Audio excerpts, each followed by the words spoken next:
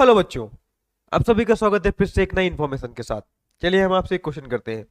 मान लीजिए under root के अंदर a multiplied by under root के अंदर b है, तो इसका आंसर क्या आएगा? आप सभी बोलेंगे कि अंडर रूट के अंदर ए बी, जो कि बिल्कुल करेक्ट है। अब मैंने कहा इसी के बेस पे अंडर रूट के अंदर 4 मल्टीप्लाइड बाई अंडर रूट के अंदर 9, इसका आंसर क्या आएगा? आप सभी बोलेंगे कि सर अंडर रूट के अंदर 36, बिल्कुल करेक्ट, 36 आएगा। अब मैंने इसका थोड़ा सा खेल बदल दिया। अब मैंने कहा अंडर रूट के अंदर -4 मल्टीप्लाइड बाई अंडर रूट के अंदर -9, इसका आंसर क्या आएगा?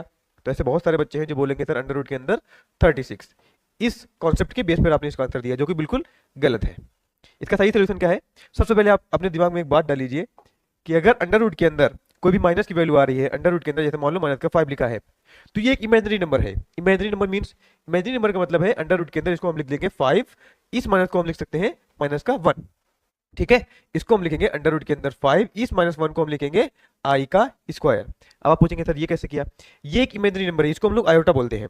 जो आई होता है इसकी वैल्यू होती है अंडर रूट के अंदर -1, आई स्क्वायर की जो वैल्यू होती है वो होती है माइनस का 1, आई की पावर 3 की जो वैल्यू होती है वो होती है माइनस का आई, और आई की पावर जो 4 की वैल्यू होती है वो होती है 1।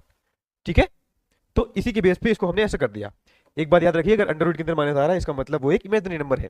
तो फिर इसका सोल्यूशन क्या है?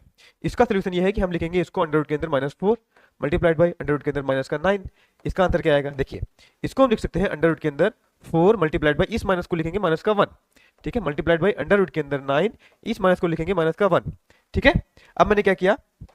अब मैंने इस 4 को मैंने लिख दिया 2 का स्क्वायर, और इस -1 को लिख दिया आई का स्क्वायर। सेम ऐसे ही अंडर रूट के अंदर इस 3 को लिख दिया, इस 9 को लिख दिया 3 का स्क्वायर, और इस -1 को लिख दिया आई का स्क्वायर। ठीक है, समझ गए? अब देखिए हम इसको लिख सकते हैं अंडर रूट के अंदर 2i का स्क्वायर। ठीक है, मल्टीप्लाइड बाई इसको लिख सकते हैं अंडर रूट के अंदर 3i का स्क्वायर। ठीक है, जब हम इसका स्क्वायर खोलेंगे तो आंसर क्या आ जाएगा हमारे पास?